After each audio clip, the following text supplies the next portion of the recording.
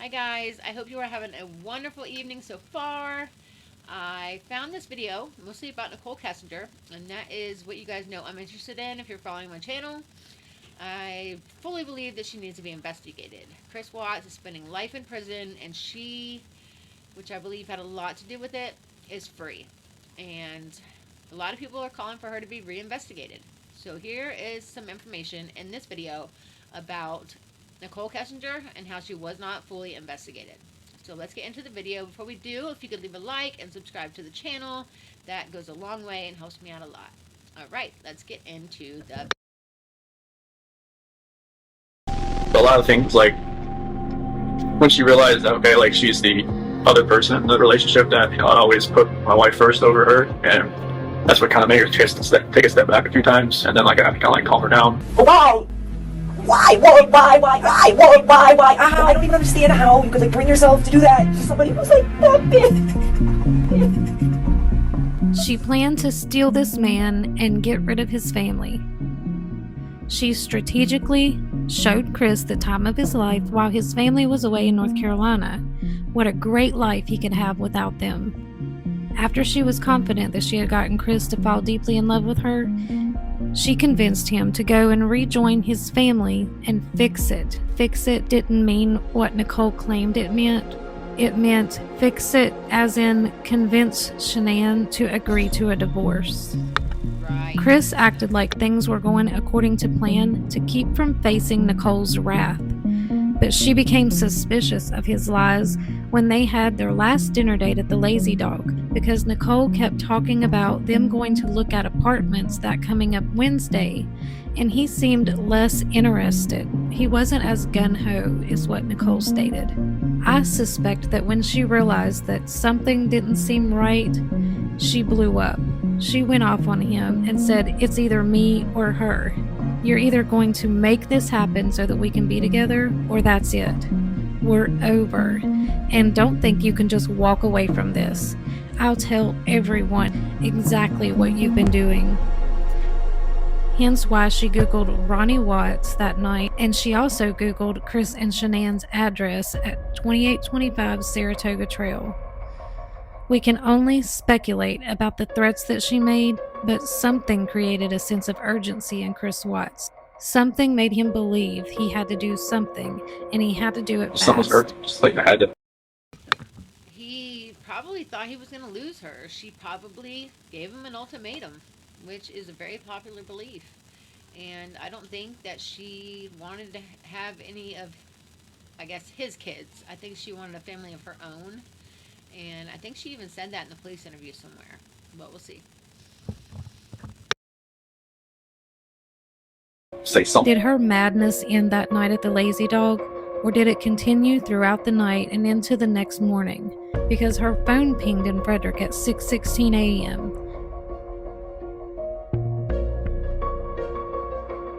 Why was she there, and what did she do?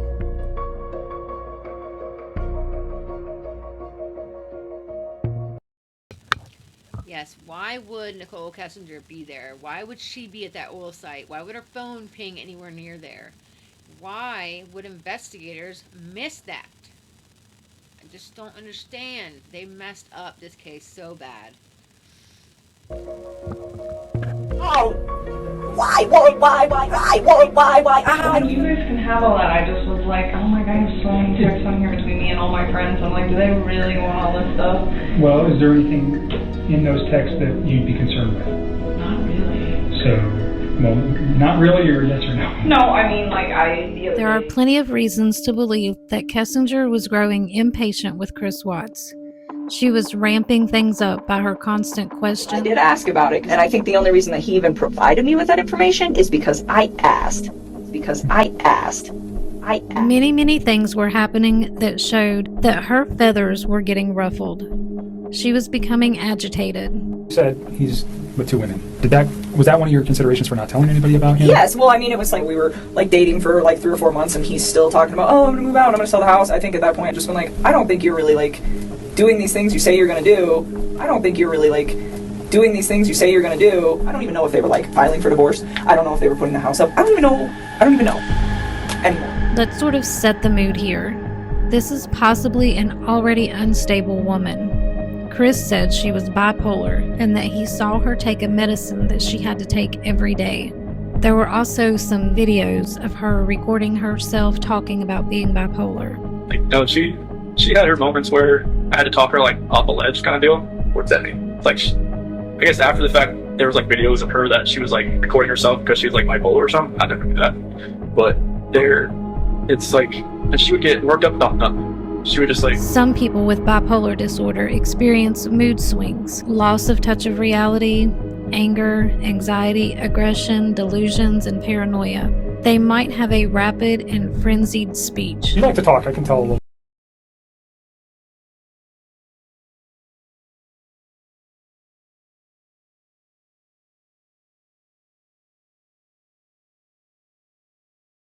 Yeah, a little She was bit. 400 when she was young. She'd crank out about 400 words a minute, gusts up to 600. And You're a talker, so I'm letting you talk. They also might experience an excess desire for She sex. just wanted, I mean, she wanted what she wanted. She wanted to do it pretty much all the time. I was like, okay, that's fine with me. Even though we don't know for sure that she's bipolar, it's definitely a possibility. I know Chris Watts lies a lot, but why would he lie about that? So we're talking about a person who potentially has a condition that affects her ability to think, feel, and behave clearly, and may have erratic tendencies. Pretend that you're Nichol Kessinger for a minute.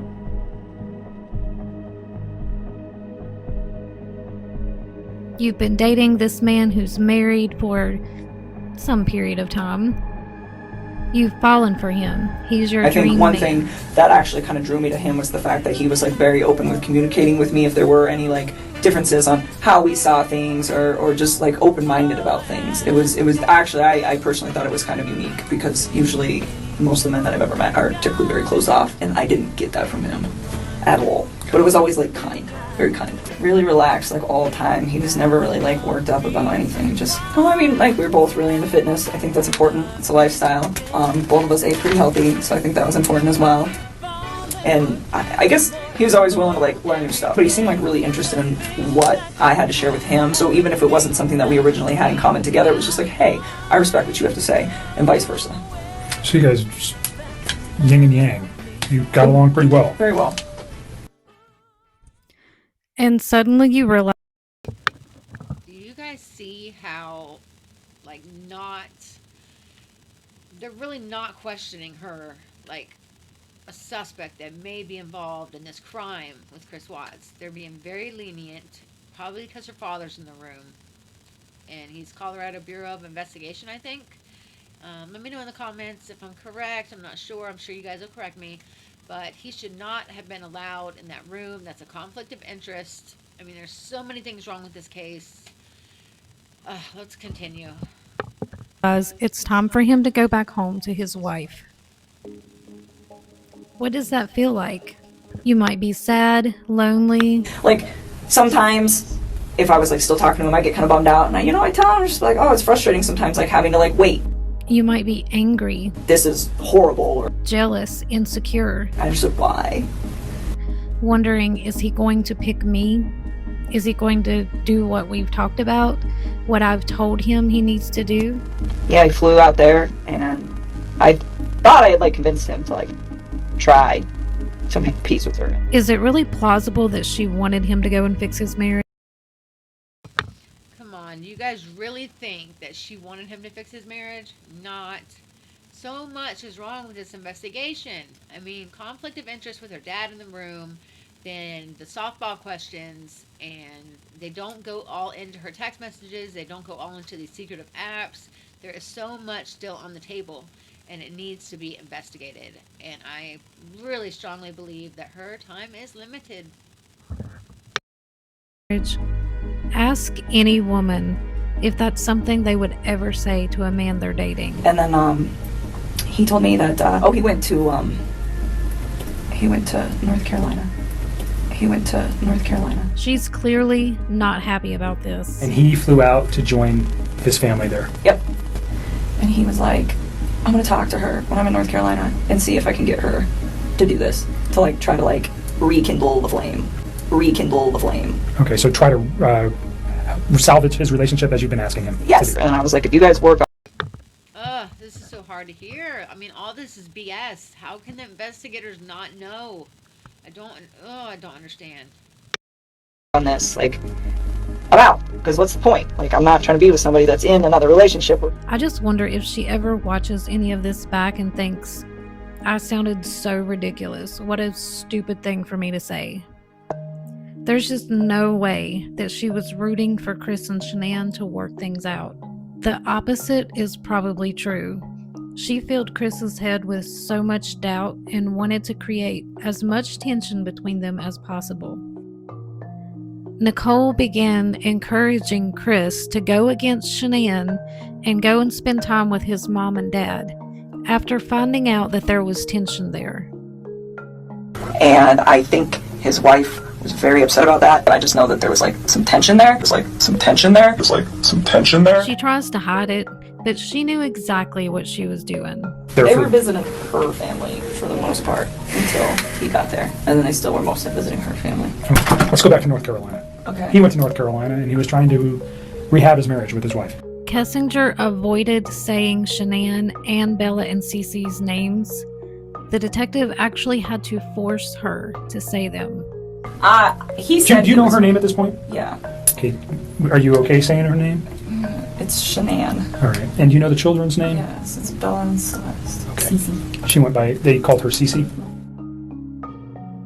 And when he got to North Carolina, he told me that he was supposed to spend like half time with them, half the time with her family, and that was supposed to be what it was. And while he was in town, before he went out to North Carolina, I guess his mother had accidentally like given a product, I think it was like ice cream, to a different kid. And I was like, what do you think happened? And he's like, I'm not really sure, but I think something was said between my wife and them during that incident. And I think his wife was very upset about that. And he's like, because every time that I try to, I talk about possibly going over there to see if they're home, she gets upset about it. And I was like, okay. And I just know that there was like some tension there. She already knew that Chris's mom didn't like Shanann. He told me that his mom and his wife did not get along at all. He said that his mom didn't even show up to his wedding because she's like really did not care for Shanann. So what does Kessinger do?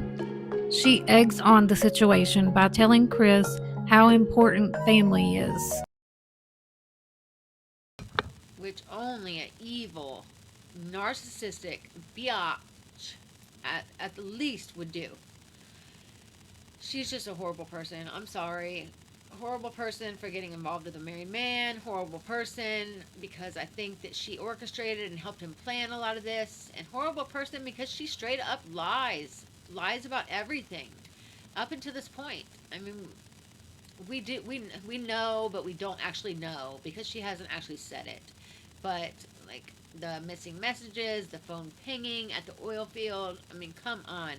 She needs to be totally and fully investigated, and she needs to see her day in court. And how it needs to function properly. Why are your folks like ignoring you? And I was like really concerned about this because it's important. Family is an important thing. You know, it just needs to function properly. And I imagine that a lot of the phone calls that Chris was receiving from Nikki while he was in North Carolina was probably her nagging him. what happened? Did you talk to him? Well, what'd she say? Did you talk to him? And I was like really concerned about this. Well, what'd she say? What happened? Like I wanted him to see his people. He told me like every single day he would talk to me when she gets upset about it. And I think his wife was very upset about that. And I was like, okay. And I was like, you know what? Screw your wife.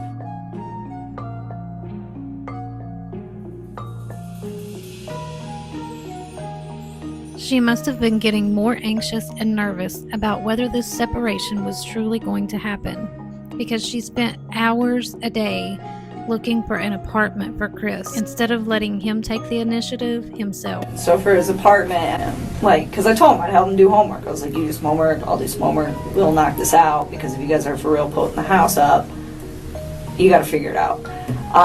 And so I took the time, and you will see that in the text too, where I I found this apartment. It was perfect. It was so cute. I was like, it's in your price range. It's like 6 miles from the gym. It's 23 miles from work. I'm like, you know, it's super close to Frederick. It's going to be by your kid's school. Like, this is the spot, you know, and like, this is the spot, you know, and he seemed like he was pretty proactive about, you know, like, trying to get it the spot and like trying to get everything set up.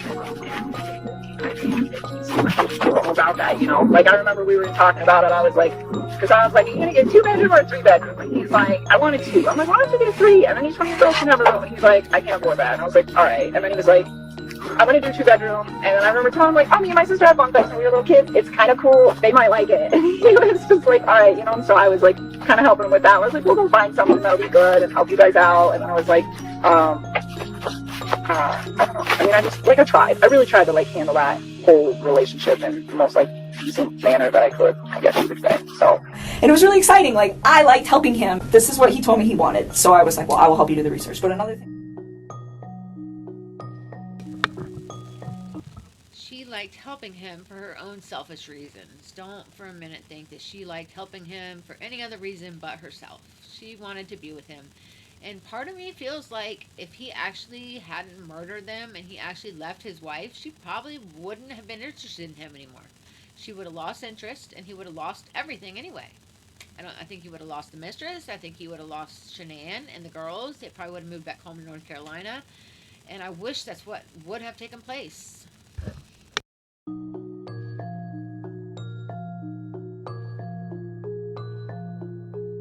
So I told him, I was like, they're gonna love it. I was like, they might be like stuck in one room together. I was like, but they'll become like best buddies. You have your last date together. They already were You have best no buddies, idea lady. when you will ever find the time to go on another adventure together, unless he ends things with his wife and comes running back to you. But it's all out of your control. Can you really trust him to do what he says he'll do? This likely felt tremendously overwhelming. This lack of control may trigger some irrational, rampant behavior. For someone like Chris Watts, who's normally very calm and composed, it might be hard for him to reason with someone with this type of behavior. Not to take any accountability away from him, he's a monster, he gets no sympathy from me. But he may not have had the ability to guide her to a saner way of thinking. I felt totally strange. I was just like, I didn't know who I was. I didn't know who I had become. I felt like I'd become people I see on TV. And that did not feel right with me. He liked. It seems like she was controlling as heck. Just like people say Shanann was controlling. Well, his mother was a big part of his life. His mother was a big controlling factor in his life. And then he married Shanann. She was controlling. And he goes to somebody that's even worse, Nichol Kessinger. I mean, she's completely got him so messed up in the head where he's going to commit these horrible crimes. And she needs to pay for it. Period. Didn't know how to de-escalate the situation. So he could have had a flight or fight response, which is a defense mechanism that primes your body for action so that you're better prepared to perform under pressure. Was this the only way for Chris to cope effectively with the threat and stress of the situation? Was this his response to a very dangerous situation? This physiological reaction only occurs in response to a perceived harmful event or an attack. Was Nichol presenting an immediate threat, imminent danger that caused Chris to frantically find the quickest method of resolution? I remember you kept telling me that. You kept saying, I didn't know what I was doing, Tammy. I didn't know. I don't know what I was doing. Yeah. I think you were just like in automatic mode, or it seemed like. I still wasn't in that right state of mind. I don't think like I was in control of what I could think or what I could do at that point in time. This is Tammy Lee was her name, the one that gave him the polygraph.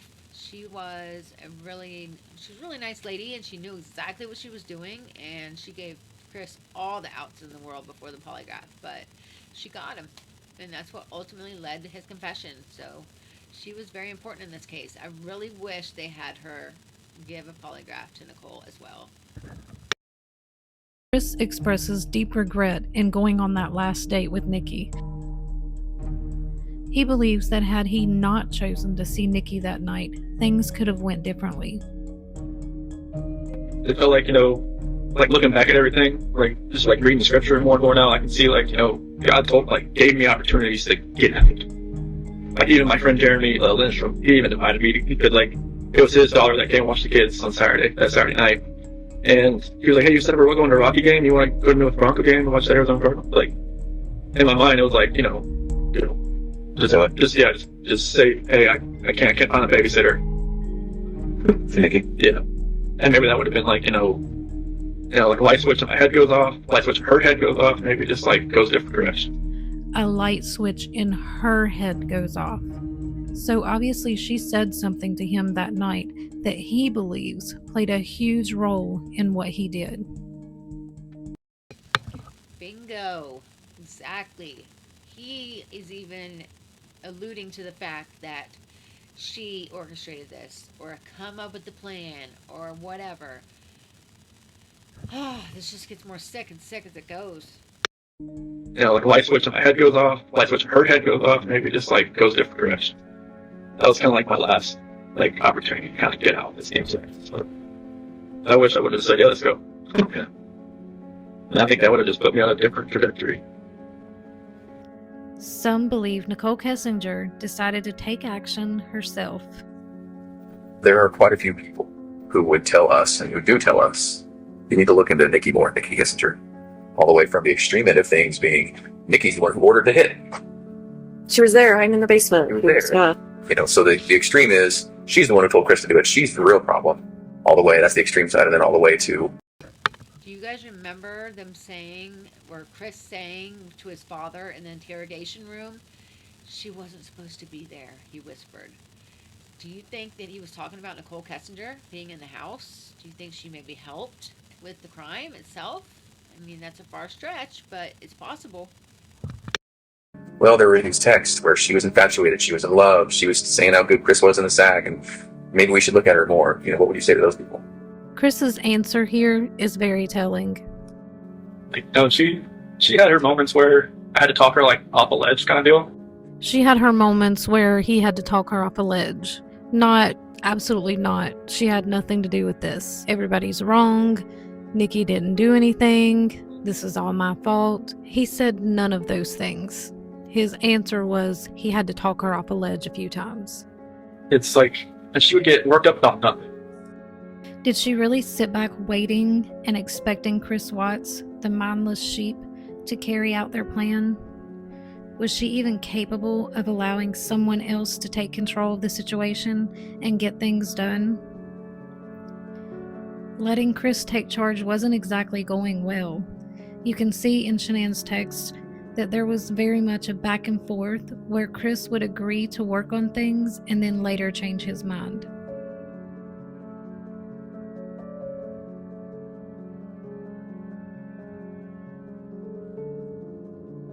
I'm not sure if that was in the beginning or the end of part of the conversation or whatnot. That conversation was so many different ways. They'd gone from staying together to not staying together to just all of the above. Okay. He wasn't doing a very good job of getting Shanann to agree to the terms of the separation and divorce that Nicky had laid out for them. She was so demanding that it makes you wonder whether she was ready to step in and make sure things were done exactly how she wanted. Thank you so much for coming out here with me, Christopher. I am having a wonderful time. You mean a lot to me, and I'm glad that you're having a blast. I am so out of breath.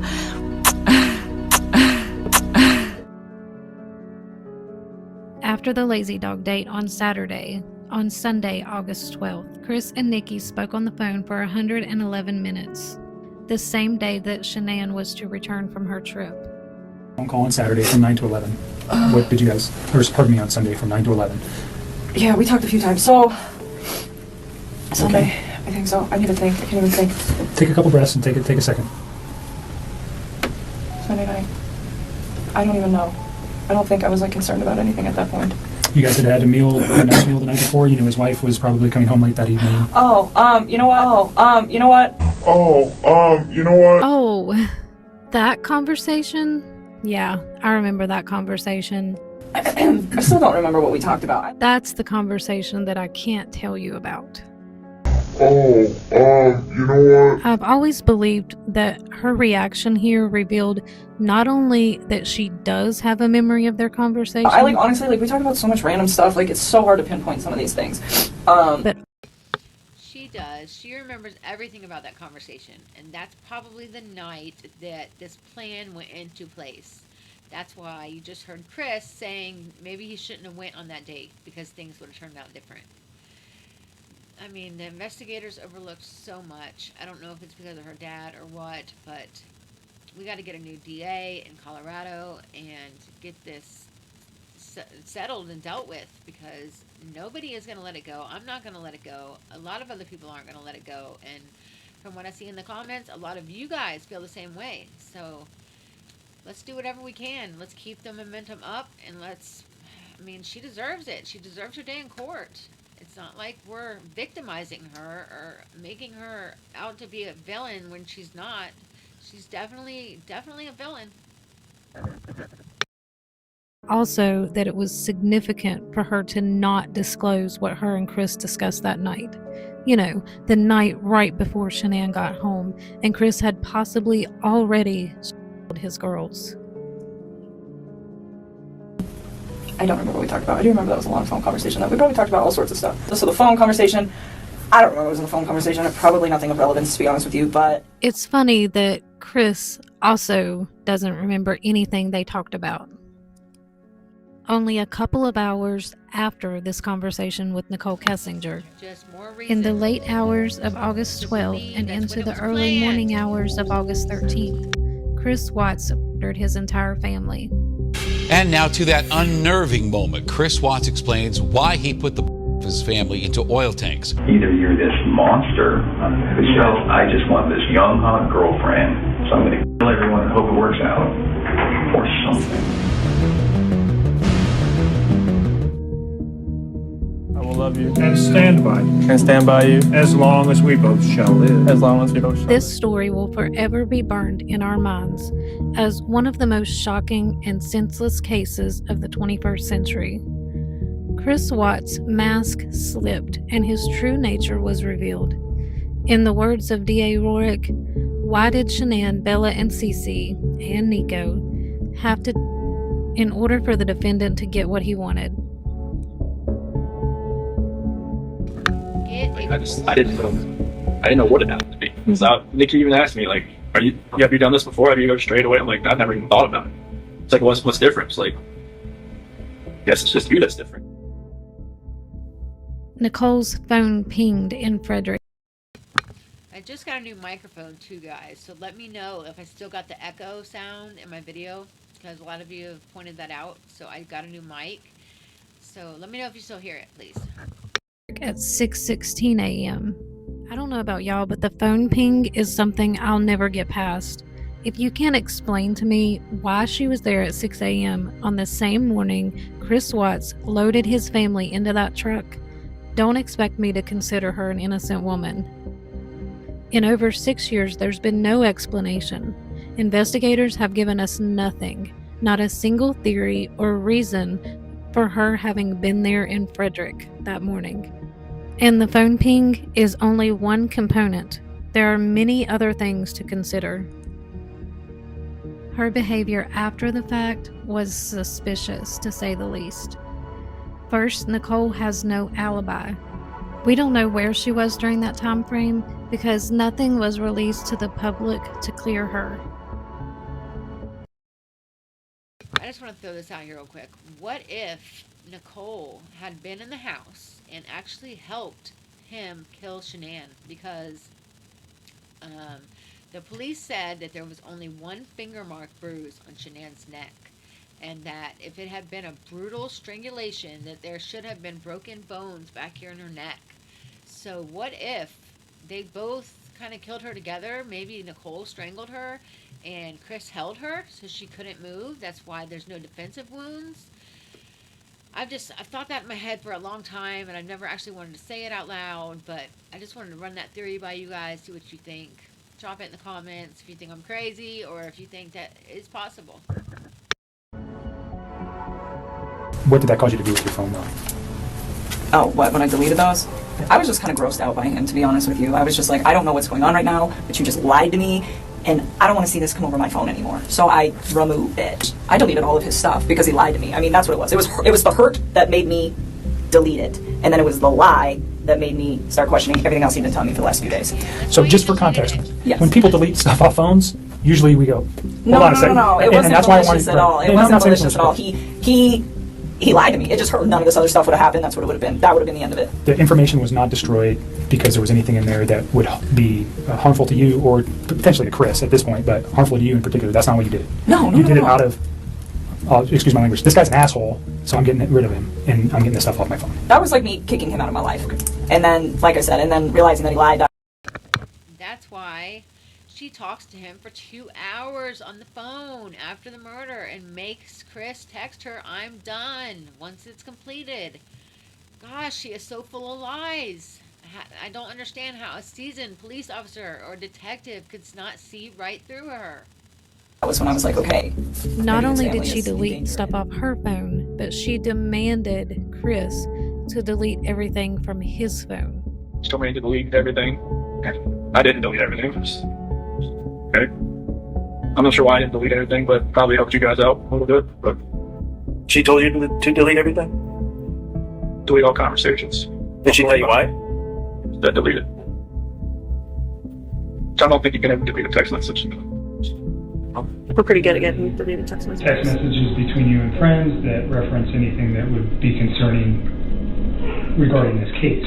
No. Like talking about Chris, I think you've told me that you've never even really talked with. My friends about him. No, and like my friend's dad died. In Discovery, we see the time that she clocked out of work that day, but we've never seen when she clocked in. Nichol and Chris communicated a couple of times by text on the morning of August 13th. Did you talk to Nikki afterwards? After all this happened? On 13 and 14. What was that conversation like? It was the 13th, kind of like, it was more text and then maybe a phone call. She got home on Sunday. So did you ever talk to him late on Sunday night? No, we were on the phone, but I mean, I had to let him go and get up and go to work. That was the 9 to 11 call it was like a 2-hour phone call we talked about yesterday on Sunday night from 9 p.m. to 11. And that would have been the last time that I talked to him until the work day on Monday. And that's when he texted you at like 3:45. No, we talked during work. Remember I told you he like randomly texted me throughout the day at work, but it was just like bullshit conversation. Okay. It wasn't like anything of No substance. Okay. She then asked him about a Metallica song called Battery, which happened to be the name of the containers that he was disposing of his children in.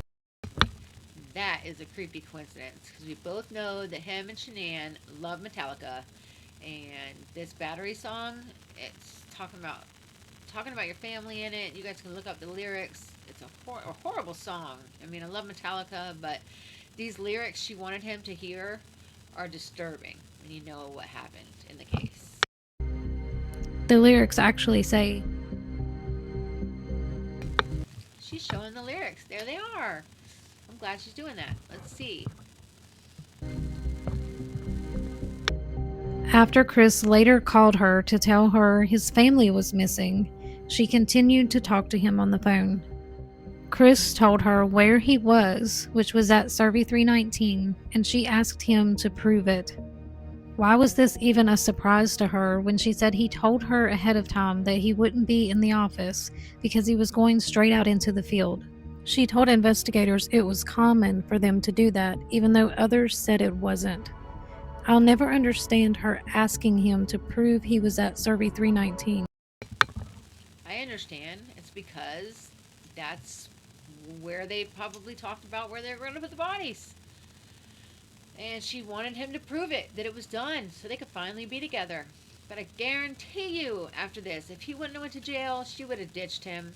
She is one of those women that go after men that are in relationships, and then as soon as they get that man to mess that relationship up, they're gone.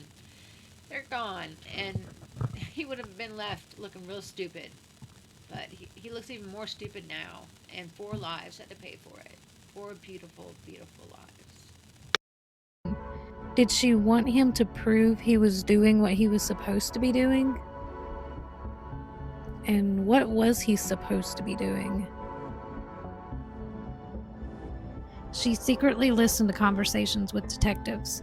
She told Chris to put his phone in his pocket and call the detective back on his work phone so that she could be on his other phone listening in. She wanted to know what the investigators knew and hear what questions they had for Chris. Nichol Kessinger was so scared and paranoid during this time, she believed law enforcement had Chris's phone and were secretly trying to pose as Chris while speaking to her. In the 14th, she kind of like, I think she kind of thought something may have happened. What is there to be paranoid of if you didn't do anything wrong? Can you tell me that, please? You guys let me know in the comments what you think. Does Nichol need to be investigated? I think yes. You guys let me know what you think. Had come back. Why do you say that she might have thought that? Her, you know, she kept asking me like some weird questions. Like she kept asking like questions that only I would know, but she was testing if like it was actually me on the phone. Why would it matter? If you haven't done anything wrong, why would you be worried about who you were talking to? Why did it matter if police had his phone? Like, what do you mean? Like she would ask like, you know, like what's my dog's name, or like what do I like, what yoga studio do I go to, or something like that. And just like, like I'll just answer like and then like another thing about, I'm not sure if this is you. And just like, okay. Is this through text or is this through calls? Yeah. Oh, okay. So she wasn't hearing your voice. Okay. Yeah. Possible she thought you'd been arrested and we were on the phone. Or either Shanann had my phone or somebody else had my phone, or like maybe, you know, maybe she thought it was the. If she's asking you your name, your dog, and what yoga studio, and yeah. Like, when, well, maybe she thought, you know, maybe I was with Shanann. Now she was just trying to find out who she was. Mm-hmm. But yeah, like some of the conversation, like on the 14th, got a little weird. I think that's when she met with CBI or something, or FBI. I'm not sure who she met with first. So she talked to you after she met with? Nope. Oh, so it's like she had told me like, this is the last time you'll probably hear from me. I'm going to stay at my friend Jim's place while this is all going on. She said not to contact her until this is done.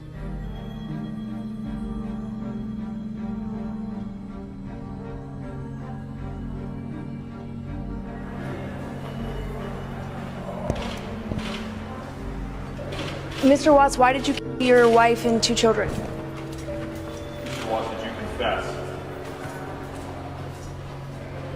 After Nichol got word that Anadarko was about to hand over emails that they had discovered between her and Chris, and after deleting all evidence from her phone, Nikki reluctantly decided to come forward. Special Agent Philip Jones, today's date is August 15th, 2018. Reluctantly, or because she was afraid that they were going to come find her first? Of course they were going to come find her first. But she looks like the good girl, and she didn't do anything wrong if she goes in to talk to investigators first. Makes me sick. Interviewing Nichol Kessinger. So, I met Chris at work. He's not like one of my direct coworkers. He just like works kind of in passing in the same office building as me. I met him, I don't know, probably around the beginning of June, maybe before that. And we kind of talked in passing and then started to get to know each other. We started hanging out pretty frequently around, I want to say like the last week of June, somewhere around there. And have continued to talk until then. He informed me that he did have 2 kids. I knew that he had 2 daughters. He also told me that he was currently in the process of a separation from his wife. Monday afternoon, he told me that she was like gone and he didn't know where she was. And at that point, I don't think that it set off any alarms in my head. And then yesterday rolled around and she's still not around. And that started to seem really concerning for me, that people still don't know where she is, and they don't know where those little girls are. And at that point, I was like, you know what? I hope something did not happen to her and did not happen to her children. And that was when I decided that it's probably a good idea to just come talk to you guys and just let you know that I've been spending time with Chris, and that's as far as this got. And that's as far as this got.